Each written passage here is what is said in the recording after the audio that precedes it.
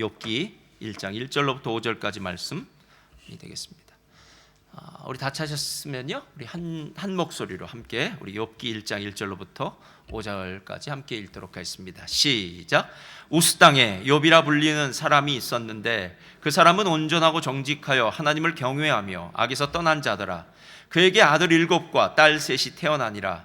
그의 소유물은 양이 7,000마리요 낙타가 3,000마리요 소가 500 암나귀가 500마리이며 종도 많이 있으므로 이 사람은 동방 사람 중에 가장 훌륭한 자라. 그의 아들들이 자기 생일에 각각 자기의 집에서 잔치를 베풀고 그의 누이 3명도 청하여 함께 먹고 마시더라. 그들이 차례대로 잔치를 끝내면 욥이 그들을 불러다가 성결하게 하되 아침에 일어나서 그들의 명수대로 번제를 드렸으니 이는 욥이 말하기를 혹시 내 아들들이 죄를 범하여 마음으로 하나님을 욕되게 하였을까 함이라. 욥의 행위가 항상 이러하였더라. 아멘. 자, 오늘 말씀의 제목 함께 다 같이 읽겠습니다. 시작. 욥 현실의 뿌리박은 영성이라는 제목입니다. 할렐루야. 오늘도 주님이 우리 함께 하심을 믿습니다. 오늘 또 이렇게 대면 예배로 또 비대면 예배로 예배드린 모든 분들 가운데요, 오늘 욥기를 이제 시작해서 1장과 2장 그리고 마지막 장인 42장으로 함께 제가 강해를 하려고 합니다. 욥기 강해를 통해서 좀 큰 은혜를 받으셨으면 좋겠다라는 생각이 마음에 들고 있습니다. 시스티나 성당의 천지창조 그리고 다비드상으로 유명한 미켈란젤로는 정말 천재가 아니고서는 그런 작품들을 만들 수 없다라고 생각할 정도로 천재적인 미술가입니다. 그래서 프랑스 소설가인 로맹 롤랑이라는 사람이 이렇게 얘기했더라고요. 천재를 믿지 않는 사람, 천재란 어떤 것인지를 모르는 사람이 있다면 미켈란젤로를 보라. 그렇다면 천재가 어떤 사람인지를 알게 될 것이다 라고 이렇게 이야기합니다. 하지만 우리가 그렇게 천재였기 때문에 그렇게 놀라운 일들을 이룩했다라고 이야기하기에는 무언가 그 뒤에 좀 감추어진 것이 있지 않을까 하는 생각이 들었습니다. 그래서 오랄 로버츠 때에 데이비드 버커스라는 이 사람이요, 만약에 미켈란젤로를 천재라고 이야기한다면 다음에 3가지를 전제해 놓고 한번 생각해 봐야 된다라고 이렇게 이야기했습니다. 그 첫째가 무엇이냐면요, 그는 먼저 뛰어난 동료들이 있었다라는 것입니다. 다들 그가 혼자서 작업했을 것이라고 착각하지만 그에게는 13명의 보조 예술가들이 있었답니다. 그러니까 시스티나 성당의 천지창조를 혼자 다 그린 게 아니라 13명이 있었기 때문에 가능했다는 거죠. 두 번째, 그의 재능을 알아보고 그에게 기회를 준, 또 그를 후원해준 메디치가, 이태리의 유명한 적이죠. 메디치가의 후원이 없었다면 그는 절대로 천지창조나 이런 것들을 만들지 못했을 것이다 라고 이야기합니다. 그런데 3번째가 있는데요, 이게 참 의미심장합니다. 본인의 엄청난 노력이었다고 합니다. 그는 평생을 2-3시간만 자며 약간의 포도주와 빵을 먹고 일을 했다고 합니다. 그래서 미켈란젤로 스스로가 이렇게 말했답니다. 내가 이 그림을 그리기 위해서 얼마나 노력했는지를 안다면 사람들은 나를 결코 천재라 부르지 않을 것이다. 그러니까 천재이기 때문에 모든 것을 그냥 다 이룬 것이 아니라 그 뒤에는 함께 돕는 사람, 또 후원해 주는 사람, 그리고 이 미켈란젤로 스스로의 이 피나는 헌신과 수고, 노력이 있었기 때문에 가능하다라는 겁니다. 여러분, 이런 것들이 합쳐져서 미켈란젤로 같은 사람을 우리가 일컬어 미술계의, 또 예술계의 거장이다라고 이렇게 얘기합니다. 실은 미술계나 예술계의 거장뿐만 아니라 체육계의 거장도 될 수 있고, 문화계의 거장도 될 수 있고, 과학계의 거장도 될 수 있고, 어떤 사람이든지 간에 자기의 인생에 큰 발자국을 남긴 사람들, 이런 사람들이 있다라는 거예요. 제가 이 부분을 생각하다가 만약에 구약 성경에 나오는 그 많은 위인들 중에서 신앙의 거장이라고 불리울 수 있는 사람이 있다면 어떤 사람이 있을까라고 생각했을 때 그때 제 마음에 떠올랐던 사람이 바로 오늘 우리가 읽은 욥입니다. 왜냐하면 다른 사람도 다 훌륭했지만 욥이 더 훌륭했던 이유는 누가 욥을 인정했을까요? 하나님이 욥을 인정하지 않았습니까? 그러니까 하나님도 인정할 만큼 훌륭한 신앙의 사람, 정말 신앙의 거장이라고 하기에 그렇게 부르기에 손색 없는 그런 훌륭한 사람이 바로 욥이 아닐까라는 생각이 들었어요. 그리고 나서 1장 1절을 보니까요, 아주 중요한 이야기가 시작됩니다. 한번 다 같이 읽어볼까요? 시작. 우스 땅에 욥이라 불리우는 사람이 있었는데 그 사람은 온전하고 정직하여 하나님을 경외하며 악에서 떠난 자더라. 우스 땅이라는 곳에 욥이라는 사람, 이 사람이 어떤 사람인지에 대해서는 잘 모르지만 어디서 아무개가 살았더라라고 얘기해요. 그러나 이 아무개란 사람에 대해서 이야기할 때 다음과 같은 네 가지 아주 중요한 그의 내면적인 퀄리티가 나옵니다. 그것이 무엇이냐면, 하나는 온전하고 정직하며 하나님을 경외하고 악에서 떠났다라고 해요. 첫 번째 뭐라고요? 온전하고요. 두 번째 정직하고, 세 번째는요 하나님을 경외하고요, 네 번째 악에서 떠났다라고 이렇게 얘기합니다. 온전하다고 하는 말은 영어로는 blameless라고 이야기할 수 있는 말입니다. 죄가 없다는 뜻입니다. 마음을 다해서 진심으로 하나님 앞에 서 있는 사람이고요. 그리고 랍비들은 이렇게 얘기했다고 합니다. 어떤 사람이 겉과 속이 똑같을 때 이런 사람을 우리는 온전한 사람이다 라고 이렇게 부른다고 했습니다. 정직한 사람이란 어떤 사람인 줄 아십니까? 정직한 사람은 자신의 온전함이 이웃들과의 관계 속에서 증명된 사람이에요. 그러니까 남을 속이거나 다른 사람에게 뭔가 이렇게 좀 껄쩍지근한 거 뭐 이런 거 없고요, 정말 그대로 이렇게 보여주는 사람. 그래서 야, 저 사람 정말 사람들과의 관계 속에서 참 신실해 라는 사람이 정직한 사람이고요. 세 번째, 하나님을 경외하는 사람은 하나님이 어떤 분이신지를 알고 그의 모든 삶의 부분에서 하나님을 두려워하는 사람입니다. 우리가 이런 것들을 신전의식이라고 하는데요, 신전의식이라는 것은 하나님 앞에서 사는 사람들의 삶입니다. 하나님을 의식하는 거죠. 하나님이 어떤 분이신지를 아니까 매 순간순간 그분을 의식하고 그분에게 물어보고 그분의 인도하심을 받는 삶, 그리고 그분을 예배하고 경배하는 삶, 이런 삶을 살았다는 거예요. 네 번째, 그는 악에서 떠났다라는 말은요, 이 욥의 인생은 매일매일 순간순간 회개의 삶을 살았다는 것입니다. 악을 경계했고 악에서 떠난 삶을 살았던 사람. 그래서 오늘 욥기의 기자는 욥에 대해서 얘기할 때 이 네 가지 내면적인 퀄리티를요 처음부터 이야기하고 있는데, 실제로 1장 8절을 가보면요 더 중요한 이야기가 나와요. 한번 볼까요? 1장 8절 제가 읽겠습니다. 여호와께서 사탄에게 이르시되 내가 내 종 욥을 주의하여 보았느냐? 그와 같이 온전하고 정직하여 하나님을 경외하며 악에서 떠난 자는 세상에 있다 없다? 없느니라 라고 얘기해요. 그러니까 지금 말하고 있는 네 가지 이 내면적 퀄리티는 누구에게 인정을 받은 것이냐면 욥은 이런 사람이야 라고 이렇게 이야기하고 있습니다. 저는 이 부분을 보면서요 이런 마음이 들었어요. 아, 하나님이 우리에게 진짜 원하시는 건 내면적인 퀄리티 아닐까? 예. 마치 성령의 9가지 열매가 사랑과 희락과 화평과 인내, 뭐 이런 내면적인 성품적인 열매가 맺혀야 되듯이, 하나님 내가 이런 큰 일을 했습니다. 하나님 내가 뭐 기도를 많이 했습니다. 하나님 내가 뭐 교회를 지었습니다. 하나님 내가 뭐 어떤 일을 했습니다라는 이 외형적으로 우리가 하나님 앞에 했던 일보다 내 안에 진짜 사랑이 있는가? 내 안에 진짜 오래 참음이 있는가? 내 안에 충성스러움이 있는가? 어쩌면 이 내면적인 퀄리티를 하나님이 보고 계시진 않겠냐 하는 그런 생각이 들었어요. 잠언서를 보니까 이렇게 이야기합니다. 사람이 자기가 보기에는 다 깨끗한 것처럼 보인대요. 그러나 여호와는 무엇을 감찰하실까요? 심령을 감찰하시느니라 라고 얘기해요. 그러니까 우리의 기준과 하나님의 기준이 다르다는 거죠. 우리는 어떤 분이 기도를 조금 잘한다, 교회를 열심히 다닌다, 아니면 교회에서 뭐 말을 좀 천천히 하면서 좋게 얘기하면서 누구를 잘 대접하면서 이런 사람이 있으면 아, 저 집사님 참 좋은 분이야 라고 이야기할지 몰라도, 하나님의 기준은, 하나님의 평가는 좀 다를 수 있다는 거예요. 여러분, 실은 오늘 욥을 향해서 이야기하고 있는 부분이 바로 그런 부분입니다.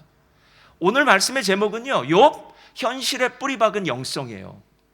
현실에 뿌리박은 영성이라는 이 말은 제 말이 아니라 유진 피터슨이 다윗에 대해서 글을 썼을 때, 사무엘상하를 썼을 때 그 책 제목이 바로 이 제목입니다. 다윗 현실에 뿌리박은 영성이에요. 여러분, 현실에 뿌리박은 영성이란 건 이래요. 다윗이 왕이 됐으니까, 높이 올라갔으니까 하나님을 잘 섬기고 하나님의 성전을 짓고, 이게 아니라 다윗은 처음 하찮은 직업을 가졌던 목동이었을 때, 아버지도 형들도 별로 그렇게 보지 않던, 별로 없인 여겼던 그런 허드렛 일 같은 일을, 목동의 일을 할 때에도 그는 하나님 앞에서 깊은 영성을 가졌던 영성의 소유자라는 거예요. 근데 나중에 골리앗을 물리칠 때 보니까 그게 나오더라고요.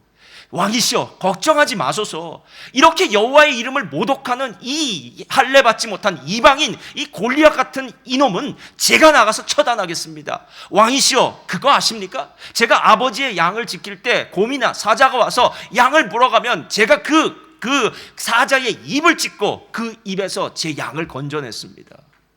여러분, 목동이었을 때의 다윗의 영성이 진짜 영성이었어요. 그 말이 무슨 뜻이냐면 자기에게 맡겨진 책임을 감당했고요, 그리고 남는 시간에 하나님을 찬양하며 수금을 켜는 수금 연주자였고요.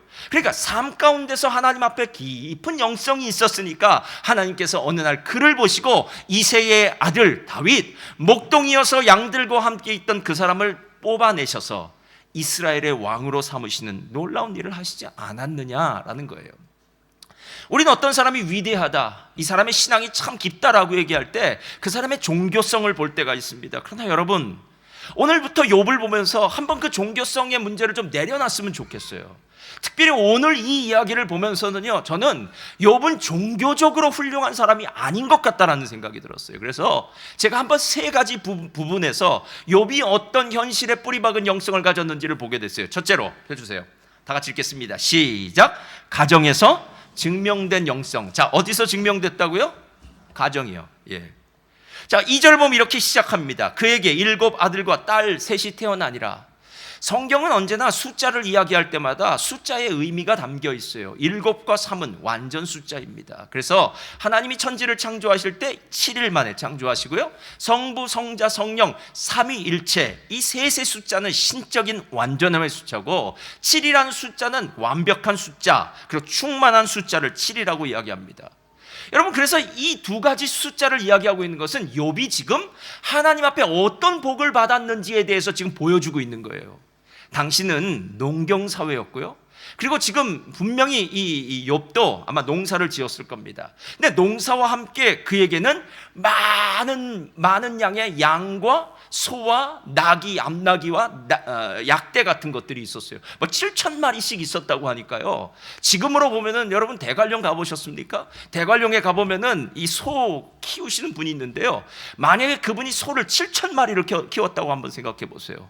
그러면 정말 목장을 어마어마하게 크게 하는 분이죠. 예.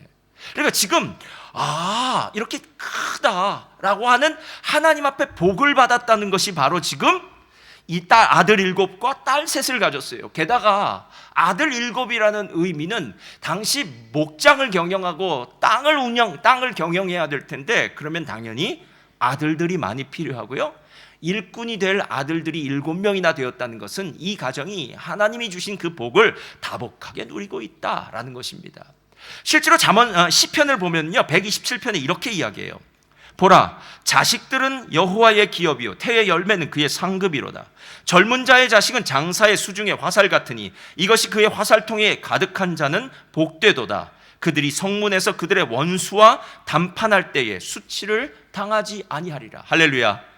여러분, 자녀들을 하나님께서 허락해 주신 이유는 그 자녀들이 계속해서 우리 가정의 힘과 능력이 되는 거죠. 그래서 욥은 어쩌면 우리가 그런 얘기 하더라고요. 목사님, 제가 우리 애들을 딱 바라보니까요, 애들이 밥 먹는 모습 보니까, 걔네들 밥 잘 먹는 모습 보니까요, 제가 밥 안 먹어도 배부르더라고요.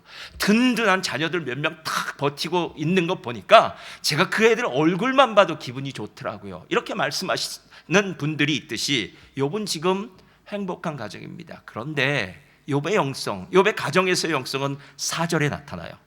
다 같이 한번 읽겠습니다. 다 같이요. 시작. 그의 아들들이 장이 생일에 각각 자기의 집에서 잔치를 베풀고 그의 누이 3명도 청하여 함께 먹고 마시더라. 자, 잔치의 영성이에요. 여러분, 정말 그리스도인들이 되면서 제가 진짜 부탁하고 싶고 또 저도 그렇게 안 되고 싶은 마음이 참 많았는데요, 자꾸 신앙이 깊어지면 사람이 쪼잔해져요. 아주 작아져요. 신앙이 깊어지면 왠지 작은 것도 뭐 하나도 이렇게 걸고 싶은 생각이 들고 넓은 마음이 없어요. 자꾸 신앙이 깊어진다고 하면은 뭔가 율법적으로 다른 사람들을 평가하는 사람이 될 확률이 높아요. 그래서 신앙이 좋다고 하는 사람 옆에 가면 왠지 숨이 턱턱 막히는 것 같고, 아이고야, 신앙이 좋은 사람이 있으면 밥도 못 먹겠다. 예.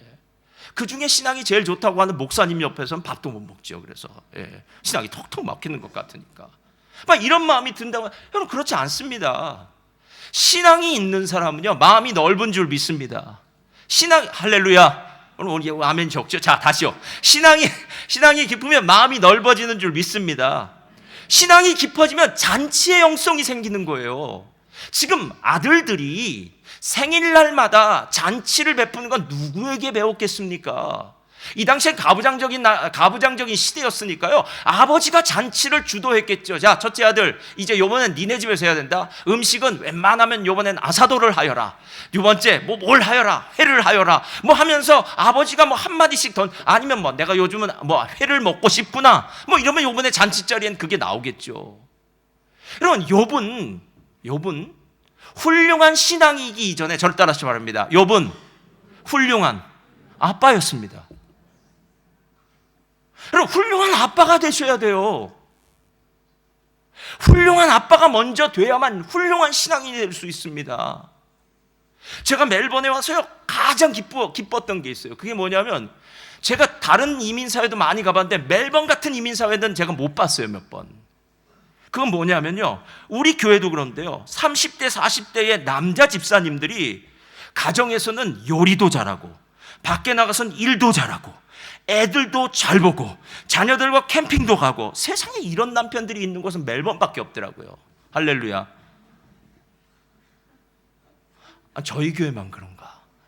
많아요. 제가 저보러 손가락으로 꼽으라면 우리 교회는 그런 분이 숱해요. 한 수십 명 꼽을 수 있을 것 같아요. 그래서 제가 이런 생각, 이야, 우리 교회는 진짜 좋은 아빠들 많다. 한국 같은 경우에는 아무래도 남자들이 사회생활을 하고 직장생활을 하다 보니까, 또 직장에서 늦게까지 일하다 보니까 그런 일을 잘 안 하잖아요. 여기서 자녀들 토요일 되면은 게다가 토요일은 공휴일이기도 하니까 쉬는 날이기도 하지만, 아이들 만약에 남자아이들 축구하러 간다고 아침부터 축구 다니고 다니고 매번 픽업하느라고 정신에, 세상에 이런 나라가 어디 있습니까, 부모가. 제가 보니까요, 그렇구나. 욥이 지금 잔치를 베풀면서 기쁨을 누렸다고 할 때에 우리는 그대로만 봐야 되겠구나. 욥은 훌륭한 신앙인 이전에 훌륭한 아빠였구나. 여러분, 훌륭한 신앙을 얻기 위해서 나쁜 아빠가 될 수는 없지 않습니까? 아마 저희 시대 때도 그랬고요. 우리는 사랑을 표현하는 게 조금 약해요. 그리고 가족한테 잘해주면 왠지 두드러기가 나는 것 같고, 남 앞에서 우리 가족 얘기하면 왠지 좀 이렇게 된 것 같고, 그래서 웬만하면 가족과도 멀리 떨어져 않고, 이런 식으로 살았던 과거는 떠나고, 우리 30, 40대 집사님들 정말 훌륭한 아빠 되셔서 정말 감사하더라고요.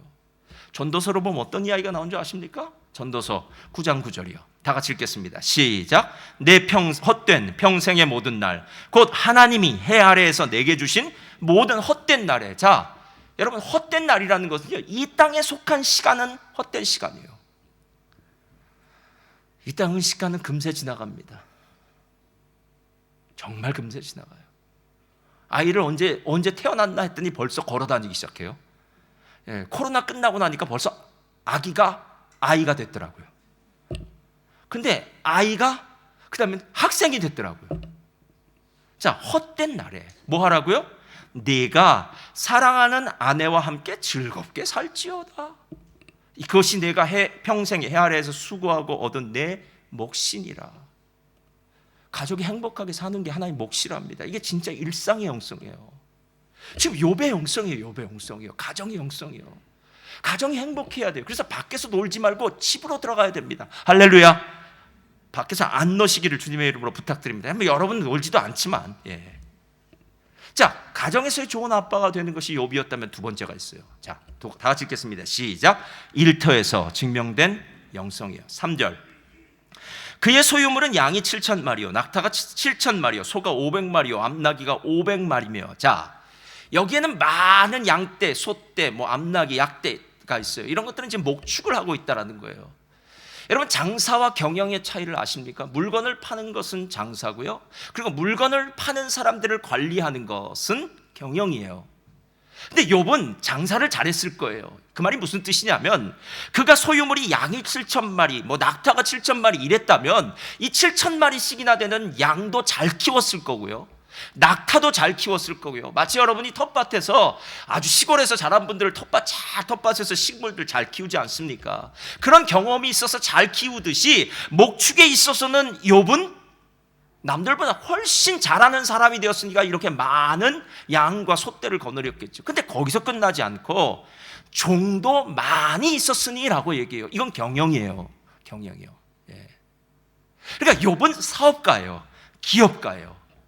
그런데 거기서 끝나지 않아요. 이 사람은 동방 사람 중에 가장 훌륭한 자라라고 얘기해요. 그러니까 그가 전문적인 지식을 가진 목축업자이기도 하였지만, 또한 기업가이기도 하였지만, 경영인이기도 하였지만, 그는 훌륭한 사람이다라고 얘기해요. 여러분, 훌륭한 사람이라고 얘기할 때는 그냥 기업을 갖고 있는 사람과는 좀 개념이 틀려요. 제가 뉴욕을 갔더니요, 뉴욕에 가면은 그 하루 투어하는 거 있어요. 가서 버스 타면서 엠파이어 스테이트 빌딩도 올라가고, 저기 자유의 여신상도 타고, 점심은 거기 있어요. 30 몇 번가가 거기 가서 순두부찌개 하나 먹고 그게 하나 있어요. 거기 타면 꼭 얘기하는 게 있어요. 저기가 여러분, 뉴욕의 수도세를 뉴욕 시민들이 낼까요? 안 낼까요? 이렇게 물어봐요. 뉴욕은 수도세를 안 내요. 그래서 뉴욕의 수도세를 안 내는 이유가 뭔지 아십니까? 록펠러가 뉴욕 시민들을 위해서 정수 시설과 수도 운영 비용을 다 냈기 때문에 수도세를 안 내요. 여러분, 세상에는 기업인으로서 많은 돈을 모으는 것은 그건 우리 주변 너무 많아요. 모으는 건 안 시켜도 잘해요, 여러분. 그냥 흩트는 것은 아무나 할 수 있는 사람이 아니에요. 록펠러는 본래 기업을 할 때는, 석유 사업을 할 때는 정말 나쁜 권모술수를 많이 썼다고 합니다. 근데 문제는 그 권모술수를 썼음에도 불구하고 훗날 사람들의 입에 좋은 사람처럼 느껴지는 것은 그가 재산을 모으는 것에서 그치는 것이 아니라 그것을 흩트는 사람이 되었기 때문에 그렇다는 거예요. 여러분, 훌륭하다라고 얘기할 때, 그가 훌륭하다고 얘기할 때 그가 단순히 큰 기업가라는 의미는 아니지 않겠느냐는 거예요. 저는 우리 성도님들한테 꼭 읽어야 될 책 하나를 정말 추천하고 싶어요. 팀 켈러 목사님의 일과 영성이에요. 이 책은 일하는 분들은 다 아주 필독이에요. 필독. 왜 필독이냐 하면은 일터에서의 영성이 진짜 여러분의 영성인데, 여러분이 그걸 지금 그 분위기를, 그 감각을 못 잡을 때가 많아요. 게다가 예전엔 우리 남자 집사님들 일 많이 하시고 여자 집사님들이 일 안 하실 때가 많았어요. 근데 요즘은 우리 여자 집사님들도 일 많이 하세요. 근데 여러분, 제가 진짜 부탁하는 것은요, 일에 영성이 있어야 돼요. 그런데 이 책에서 말하는 것이 무엇이냐면은, 일터의 영성을 진짜 갖기 위해서는 어떤 챕터별로 나오는데, 그 첫 번째 챕터에서 이렇게 얘기를 해요. 당신이 만약 행복하고 싶다면 주님처럼 일하고 주님처럼 쉬어라, 이렇게 얘기해요. 여러분, 주님처럼 일하고 주님처럼 쉬라는 게 무슨 뜻일까요? 그게 무슨 뜻이냐면요, 일터의 영성을 이미 가졌던 어떤 누군가, 그 롤모델이 있느냐 없느냐라는 거예요. 우리에게 롤모델은 하나님이십니다. 주님이세요. 하나님은 일하시는 분이셨어요. 창세기 1장 여러분 너무 잘 아시잖아요. 하나님이 첫째 날 빛을 만드시고, 두 번째 궁창과 땅을 나누시고, 물을 나누시고, 그 다음에 물과 뭇을 나누시고, 그 다음에 하늘의 별과 달을 만드시고, 그리고 공중에 새를 만드시고, 땅의 물고기, 땅의 그 짐승들과 물고기를 만드시고, 그리고 마지막 날 인간을 흙으로 만드시고. 하나님 만드시는 분이에요, 여러분. 일하시는 분이라는 거예요. 그래서 창세기 1장 31절 보면 이렇게 얘기해요. 하나님이 지으신 그 모든 것을 보시기에 심히 좋았더라. 그러니까 하나님이 어떤 일을 하시면 그 일은 작품이 된다라는 거예요, 여러분. 제가 이게 무슨 얘기인지 알겠어요. 예전에 얼마 전에 오동균 전사님이 도미니카로 선교를 떠나면서 저한테 이러더라고요. 목사님, 이제 제가 선교를 가면은 타일은 잘할 것 같습니다, 그러더라고요. 여기서 뭐 배웠냐 그랬더니 타일 배우고 갔다는 거예요. 타일을 했으니까 반기술자 됐더라고요. 상당한 기술자 됐더라고요, 보니까. 근데 제가 예전에 아르헨티나에서 건축을 할 때요, 그때 옥상에 타일을 깔았어요. 근데 그 집사님이 저한테 이렇게 얘기하더라고요. 목사님, 요번에 제가 타일러들 데리고 온 사람들 진짜 잘하는 사람들입니다. 근데 제가 올라가 보니까 타일을 예술적으로 깔았어요. 어떻게 깔았냐면, 정말 그 평평한 옥상에 물이 잘 빠질 수 있도록 각도를 정확하게 맞춰서 타일을 정확하게 깔았더라고요. 그래서 제가 나중에 물 빠지는 거 보면서, 이야, 이거 타일 진짜 전문가의 손길이 있다. 여러분, 전문가가 손이 닿으면 예술 작품이 돼요. 예술 작품. 하나님이 그러신 분이에요. 여러분이 일터의 영성이라는 것은요, 그냥 대충 일하라는 게 아니에요. 여러분, 무슨 일을 할 때에 죽게 하듯 하라라고 얘기하잖아요. 여러분이 나가서 일하실 때 여러분의 이름을 걸고 일하는 게 아닙니다, 여러분. 아무개가 이 일을 했다더라가 아니라 예수 믿는 아무개가 이 일을 했다더라라는 거예요. 그럼 예수 믿는 아무개가 이 일을 했는데 엉터리로 하고 났어요. 그러면 예수 믿는 아무개가 이 일을 엉터리로 한 걸 보니까 그 사람이 믿는 예수도 엉터리인가 보다, 이렇게 얘기가 되는 거예요. 여러분, 진짜 중요해요. 여러분이 하는 일은 언제나 내가 아니라 내 뒤에 있는 예수님이 그 면을 세워야 되는 거예요. 예수님이 나타나야 되는 거예요. 그래서 여러분이 하고 난 자리에는, 이 일로 떠난 자리에는, 야, 그 사람 예수 믿는 사람이 이 일하고 났더니 정말 훌륭하구나 라는 그런 이야기가 들려져야 된다는 거예요. 그런데 많은 사람들이 여기서 일터의 영성을 가져야 돼요. 그래서 일터에서 내가 예수님의 그 예수님을 롤모델로 삼고 예수님을 증거하기도 하고 예수님의 그 모습, 예수님의 향기를 내야지 하는 것까지는 잘해요. 그것도 일의 영성이에요. 그래서 여러분이 일할 때마다 행복해야 되고요, 만나는 사람들에게 예수님을 전해야 되고요, 그리고 여러분이 끝나고 난 그 일에 대해서 사람들이, 야, 예수 믿는 사람이 역시 일하는 게 틀려, 이 소리를 들어야 돼요. 이러면 일의 영성이 반은 있는 거예요. 근데 그 다음에 있기 위해서는 좀 다른 문제가 시작돼요. 아까 성경을 보면 뭐라고 이야기했느냐면, 그가 목축도 잘하고 종도 많이 있어서 경영도 잘했는데 이 사람은 동방 사람 중에 가장 훌륭한 자라라고 얘기했잖아요. 그것은 우리가 일만 잘하는 것만으로 일의 영성이 있다고 얘기할 수는 없다라는 거예요. 욥이 일을 잘해서, 돈을 많이 남겨서, 목축을 잘해서, 경영을 잘해서 훌륭한 기업인이 됐다, 그렇기 때문에 훌륭하다라고 얘기한 사람은 없어요. 실제로 1장에 나타나 있지 않지만요, 31장에 가면 욥이 친구들의 이야기, 친구들의 책망을 들으면서 이렇게 반박하는 이야기들이 나와요. 그때 욥이 이런 말을 해요. 16절부터 제가 읽을게요. 내가 언제 가난한 자의 소원을 막았거나 과부의 눈으로 하여금 실망하게 하였던가? 나만 혼자 내 떡 덩어리를 먹고 고아에게 그 조각을 먹이지 아니하였던가? 실상은 내가 젊었을 때부터 고아 기르기를 그의 아비처럼 하였으며 내가 어렸을 때부터 과부를 인도하였노라. 만일 내가 사람이 의복이 없이 죽어가는 것이나 가난한 자가 덮을 것이 없는 것을 못 본 채 했다며, 이렇게 계속 나가요. 그럼 하나님 나에게 벌하실 거라고 얘기해요. 여러분, 우리가 사회적 기업이라고 얘기하잖아요. 사회적 책임과 도리를 감당한다고 얘기하잖아요. 노블리스 오블리저라고 얘기하잖아요. 여러분, 열심히 일해서 번 돈은 내 돈입니까? 하나님의 돈입니까? 여러분, 우리가 아직도 우리 한국 사람들이 갖고 있는 착각이 있어요. 하나님이 물질은 은사로 주신 거예요, 여러분. 물질은 쌓아놓으라고 주신 것이 아니에요. 그 물질이 흩어질 때에 하나님의 영광이 나타나고요, 오늘 성경을 보면 가난한 자, 고아, 가부, 이런 사람들에게 그 물질이 흩어질 때에 하나님의 능력이 나타나고 하나님의 영광이 나타나서 오늘 욥을 일컬어 훌륭한 사람이다라는 그런 표현이 아마 욥에게 적용되는 것이 아니었겠느냐라는 거예요. 전문인에서 경영인으로, 경영인에서 사회사업가로, 어쩌면 하나님께서 그에게 주신 일터의 영성이 풍성하게 증거되고 전파되면서 욥을 통해서 하나님의 영광이 나타나는 삶, 이 삶을 살게 된 게 아니겠느냐라는 거예요. 이게 바로 일터의 영성이에요. 근데 일터의 영성에서만 맞춰졌다면 보통 사람보다 조금 낫지만요, 세 번째가 있어요. 자, 다 같이 읽겠습니다. 시작. 하나님과의 관계에서 증명된 영성이에요. 저는 오늘 이 부분을 좀 집중해서 봐야 되는데, 5절. 그들이 차례대로 잔치를 끝내면 욥이 그들을 불러다가 성결하게 하되 아침에 일어나서 그들의 명수대로 번제를 드렸으니 이는 욥이 말하기를 혹시 내 아들들이 죄를 범하여 마음으로 하나님을 욕되게 하였을까 함이라. 욥의 행위가 항상 이러하였더라. 하나님이 욥을 칭찬한 영성의 실체는 여기에 있어요. 그러니까 집안에서는 좋은 아빠, 사회에서는, 기업에서는 좋은 사장님이겠죠. 그리고 좋은 경영인이겠죠.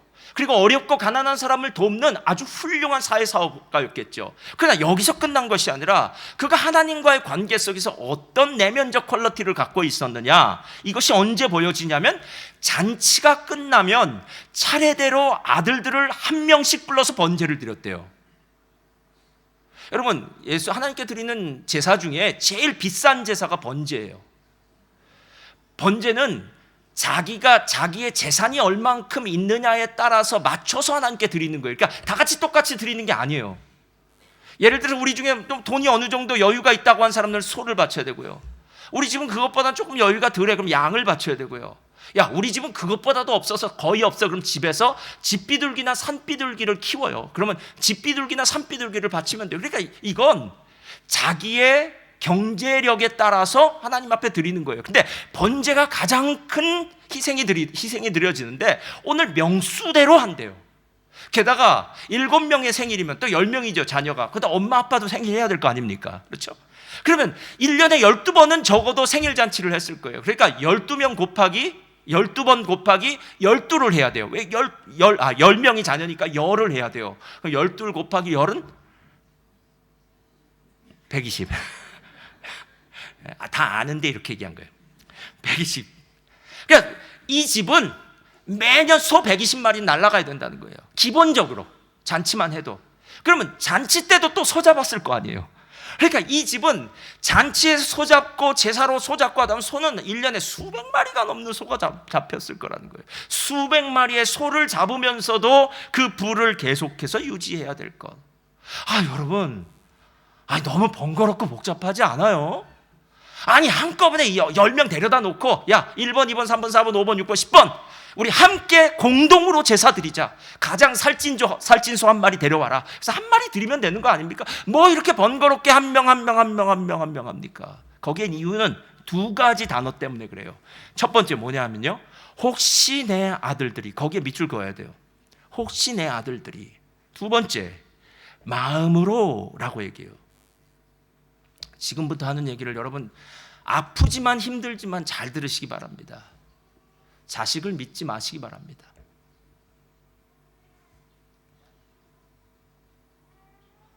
조금 더 얘기할게요. 자녀의 신앙 믿지 마시기 바랍니다. 지금 욥이 잔치를 벌였어요. 가정에서. 당시에는 포도주가 있었죠. 그러니까 포도주는 흥을 돋우기 위해서 이렇게 하는 잔치예요. 여러분, 욥은 동방의 의인이잖아요. 온전하고 정직하고 하나님 경외하고 이런 사람이 술판을 벌였을 때 뭐 난잡하게 마셔라 부어라 마셔라 지난주 토요일은 우리 옆집에 있는 베트남 사람들이 한 수십 명이 몰려와서 노래방 틀어놓고 밤에 하는데 설교 준비하기도 힘들어 죽겠었어요. 지금 욥이 생일잔치를 할 때 그렇게 부어라 마시라 노래방 틀어놓고 아주 신나게 퇴폐하고 타락한 듯이 했을까요? 전 그렇게 생각 안 해요. 이 잔치 아마 그냥 잔치였을 거예요. 여러분 가족들이 모였을 때 정말 행복하잖아요. 고기를 구워놓고 한 삼겹살 치글치글 이제 점심때가 되니까 더 먹고 싶어지네요. 삼겹살 치글치글 쌈을 싸서 먹고 가족이 오랜만에 모여서 서로 얼굴 보면서 막 행복한 시간. 아니 도대체 그 잔치 시간에 무슨 죄를 졌다고요? 아니 죄를 뭐 나쁜 일을 했어야 죄를 짓는 거죠. 그런데 첫 번째, 욥은 아들들을 믿지 않았어요. 내 아들들이 죄를 변하여 마음으로라고 하는 말은요, 이 겉으로 보여지는 것이 아니라 혹시 하나님을 높이고 경외하는 것을 잠시 잊어버린 건 아닐까? 라고 생각해요. 저는 내일 이제 어디를 가서 여행을 간다, 비행기를 타고 여행을 간다라고 하면은 내일 오후 5시 비행기라고 하면 공항 나가기 전에 한 12시부터 짐을 싸서 짐 싸갖고 가요. 제처는 내일 간다 그러면 일주일 전부터 가방이 꺼내져 있어요. 근데 가방만 꺼내져 있는 게 아니라 체크리스트도 있어요. 1번, 2번, 3번. 그럼 제가 그래요. 야, 어디 멀리 가는 것도 아닌데 뭘 벌써부터 가방을 꺼내고. 근데 이상하죠. 그렇게 해서 여행을 같이 가면 저는 꼭 무엇인가 놓고 온 게 있더라고요. 그럼 제처한테 물어봐요. 뭐 있어? 그러면 꼭 꺼내요. 그러면서 저한테 이렇게 얘기해요. 그렇게 미리미리 준비 좀 하지. 이렇게 얘기를 해요. 여러분 정말 지혜로운 사람은 어떤 사람인지 아십니까? 그런 아내를 둔 사람.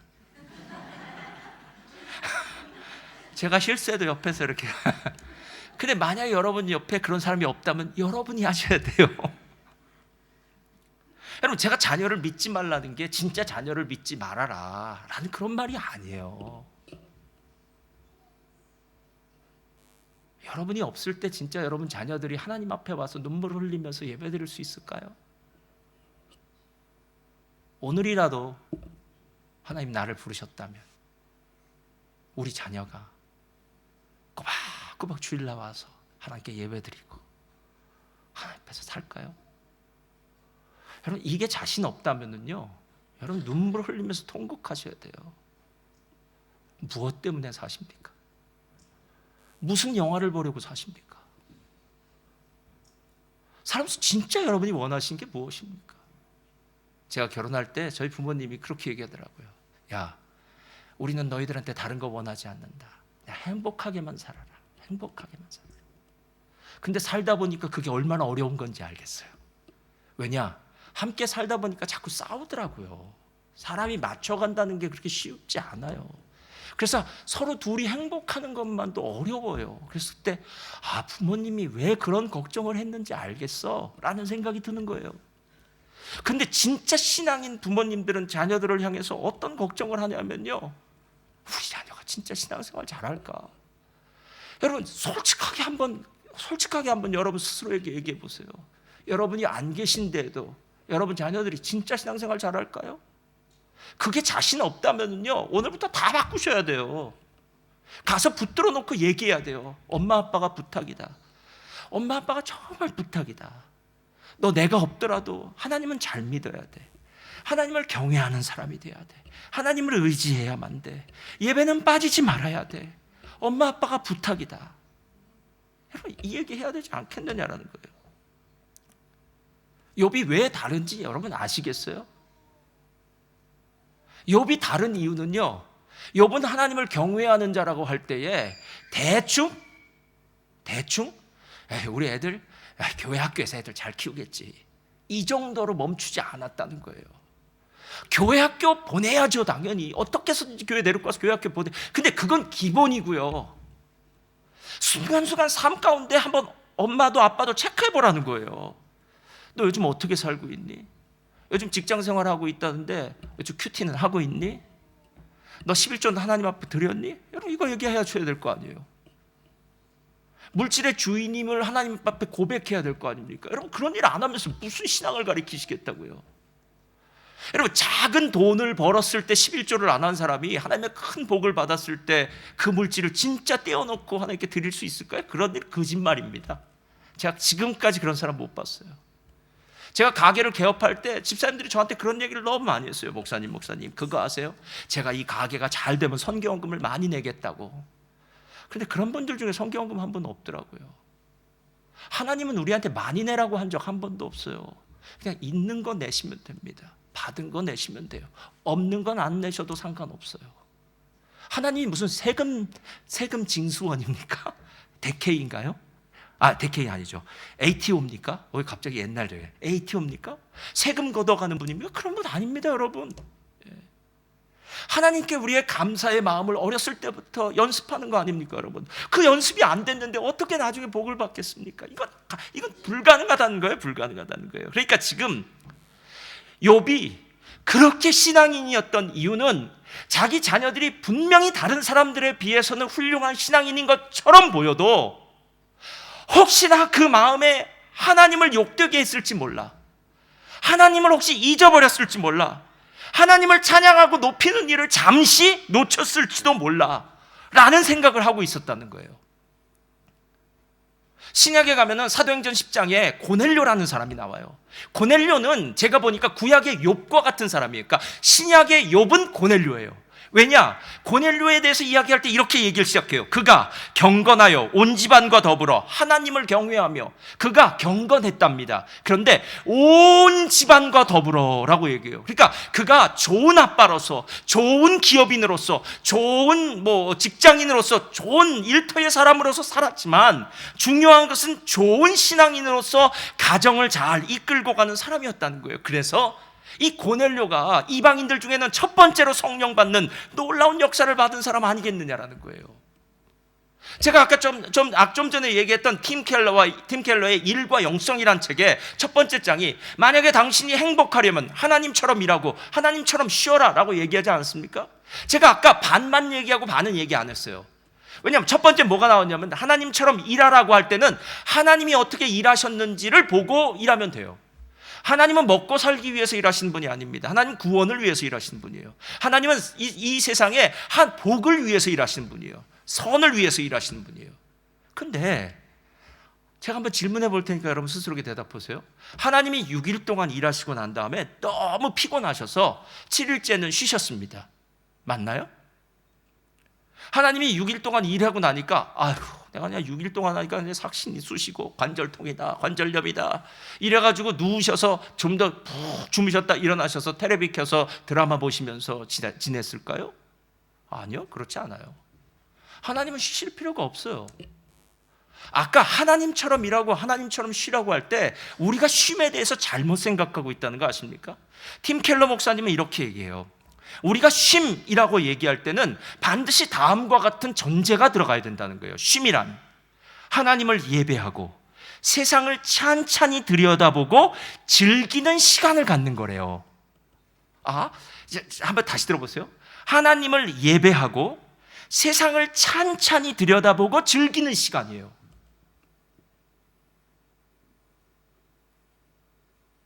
하나님을 예배하고 세상을 찬찬히 들여다보는 이유는 하나님이 만드신 세상 아니에요. 뭐가 그렇게 바쁘십니까? 무엇 때문에 그렇게 정신없이 살아가고 계십니까? 그래서 정말 살림살이 나아지셨습니까? 살림살이야 조금 나아졌는지는 모르지만요, 어떻게 더 삶이 피폐해진 것 같은 느낌? 제가 지난주인가요? 어느 집사님이 그러더라고요.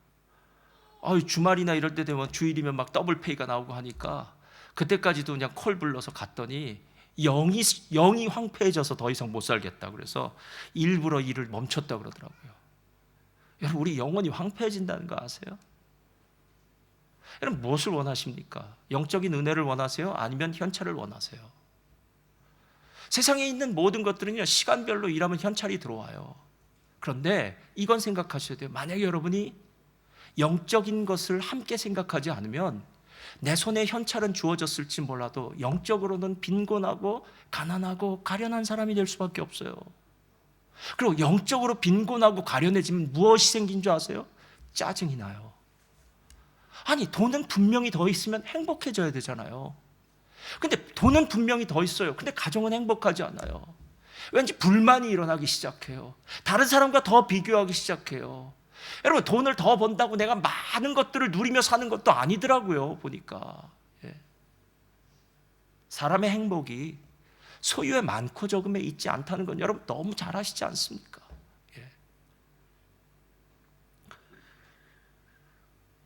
저는 오늘 이야기를 보면서 이런 생각이 들었어요. 그렇지, 욥이 대단한 이유는 삶의 우선순위가 무엇인지를 분명히 알고 있었구나. 욥은 다른 어떤 것과 타협하지 않는 영적인 분명한 기준이 있었구나라는 거예요. 사랑하는 성도님들, 여러분에게도 이 영적인 기준이 있습니까? 다른 거는 다 타협해도 내가 타협할 수 없는 하나님과 나와의 그 깊은 관계가 있습니까?